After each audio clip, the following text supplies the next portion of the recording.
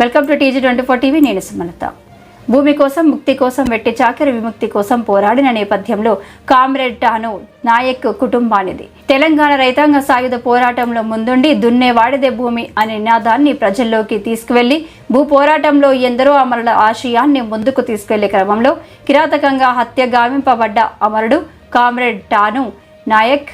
అందుకే యువత కామ్రేడ్ టాను నాయక్ను ఆదర్శంగా తీసుకోవాలి అని సేవాలాల్ సేన రాష్ట్ర అధ్యక్షులు కిషన్ నాయక్ కోరారు. ఈ కార్యక్రమంలో ఆల్ ఇండియా బంజారాస్ సేవా సంఘ అధ్యక్షులు ధరావత్ రామ్మూర్తి నాయక్, తారాభాయ్, బూక్యా కృష్ణ, తులస్య, తిరుపతిరావు, కొట్టె సుధాకర్, రవీంద్ర నాయక్, సేవాలాల్ సేన జిల్లా నాయకులు బానోత్ వినోద, కిషన్ నాయక్, వంశీ నాయక్, గణేష్, అరవింద్, రాఘవేంద్ర నాయక్ తదితరులు పాల్గొన్నారు. తాను నాయక్ గారి చరిత్ర, ఆ కుటుంబం, ఆ నేపథ్యం, కమ్యూనిస్టు పార్టీ తెలంగాణ సాయుధ రైతాంగం పోరాటం జరుగుతున్నటువంటి కార్యక్రమంలో ఆనాడు నిజాం ప్రభుత్వానికి వ్యతిరేకంగా, నిజాం కర్కశత్వానికి వ్యతిరేకంగా నిజాం అక్కడ బడుగు బలహీన వర్గాల భూముల్ని లాక్కొని ఆడపిల్లల్ని చెరిచి చంపేటటువంటి సందర్భాలు జరుగుతున్న క్రమంలో యువతరానికి కమ్యూనిస్టు పార్టీల్లోకి ఆహ్వానించేటటువంటి కార్యక్రమాన్ని ప్రత్యేకంగా తీసుకొని యువతను కమ్యూనిస్టు పార్టీలో క్రియాశీలక పాత్ర పోషించేటటువంటి ఆ ప్రయత్నం కొనసాగించినటువంటి తాను నాయక్ గారిని ఎట్లనన్నా చంపాలని చెప్పనేటటువంటి విష్ణువురు ద్వారా ఆ ప్రయత్నం కాళాది నరసింహారెడ్డి అనేటటువంటి ద్వారా ఇవాళ ఈ బంజారాల్లో ఉండేటటువంటి యువకులందరినీ రెచ్చగొడతా ఉన్నాడు. తాను నాయకు సాయుధ పోరాటం వైపు తీసుకుపోతా ఉన్నాడు కాబట్టి ఖచ్చితంగా తాను నాయకుని మట్టు పెడితే ఆ తండల నుంచి ఇంకా లంబాడీ యువకులు ఎవరు కమ్యూనిస్టు పార్టీలోకి రాకుండా ఉంటారనేటటువంటి కుటిల ప్రయత్నం చేస్తూ తండ మొత్తాన్ని ఒక దగ్గర చేర్చి అందరి మీద పెట్రోల్ పోసి వరిగడ్డి పైన కప్పి తగలబెట్టేటటువంటి క్రమం చేస్తూ తాను నాయకు బయటకు రాకపోతే నీ తండావాసులందరినీ చంపుతామని చెప్పని అన్నప్పుడు కాసిం రజ్వీకి వ్యతిరేకంగా తాను నాయకు ఆనాడు బయటకు వచ్చి తన ప్రాణాలని తుపాకీ తూటాలకు అర్పించి తను నేలరాలినటువంటి సందర్భం.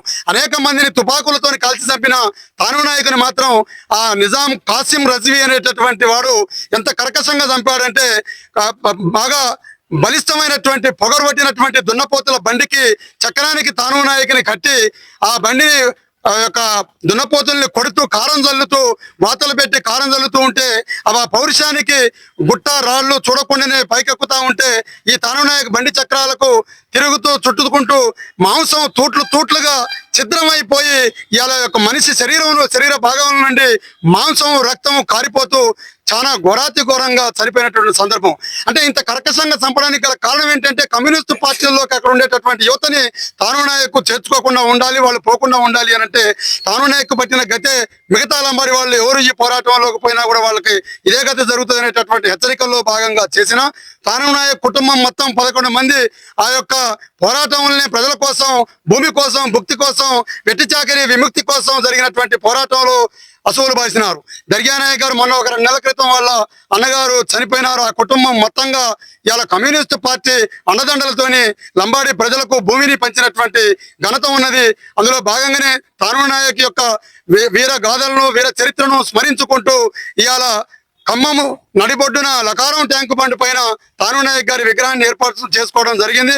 ఈ కార్యక్రమం ఇవాళ మార్చి 20వ తారీఖు అని అంటేనే బంజారాల ఐకాన్, తెలంగాణ సాయుధ రైతాంగ పోరాట యోధుడి యొక్క మరణించినటువంటి రోజు, ఆయన స్మరించుకోవాల్సినటువంటి రోజు అని చెప్పని బంజారా బిడ్డలందరూ గుర్తించి గౌరవించి ప్రతి సంవత్సరం ఆయన వర్ధంతిని విరోచిత పోరాటాలకు ఇలా మనం ఆ పోరాట పటిమను అలవర్చుకునేటటువంటి పద్ధతుల్లో భాగంగా నిర్వహించుకోవాలని చెప్పని సేవాలాల్ సేనగా మేము పిలుపునిస్తా ఉన్నాం.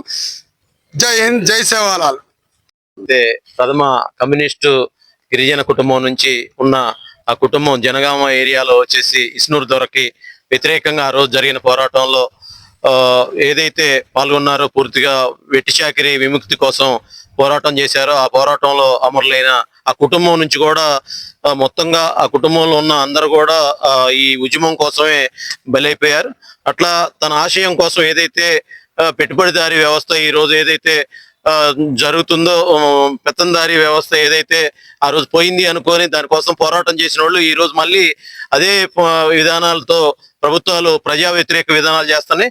దానికి వ్యతిరేకంగా ఆయన ఆశయాలకి మన అందరం కూడా భవిష్యత్తులో ఏదైతే మీరు అనుకున్న విధానం ఉందో దానికి వ్యతిరేకంగా అందరూ సంఘటితమై ఆ కార్యక్రమాన్ని తను అనుకున్న ఆశయాన్ని నెరవేర్చాలంటే ఖచ్చితంగా మీరందరూ కూడా సంఘటితంగా పోరాటం చేస్తే తప్ప ఈరోజు పెట్టుబడిదారీ వ్యవస్థ ఏ విధంగా ప్రభుత్వాలు ప్రజల మీద ఒత్తిడి చేస్తున్నాయి, మొత్తం కూడా గతంలో వచ్చేసి భూములు పంచారు. ఆ భూములు మొత్తం కూడా మళ్ళీ ఈ రోజు వచ్చేసి అన్యాక్రాంతం చేస్తూ కొద్దిమంది చేతిలో పోతున్నాయి. దాన్ని వ్యతిరేకించాలంటే ఖచ్చితంగా వాళ్ళ ఆశయాల్ని నెరవేర్చాలంటే మళ్ళీ భూమి కోసం భుక్తి కోసం పోరాటం అనేది భవిష్యత్తులో ఎన్నుకోవాల్సి ఉంటుందని కోరుకుంటూ ఈ అవకాశం ఇచ్చిన బంజారా బ్రదర్స్ అందరికి కూడా ధన్యవాదాలు తెలియజేస్తూ ముగిస్తున్నాను. సబ్స్క్రైబ్ చేసుకోండి TG24. Subscribe TG24 TV.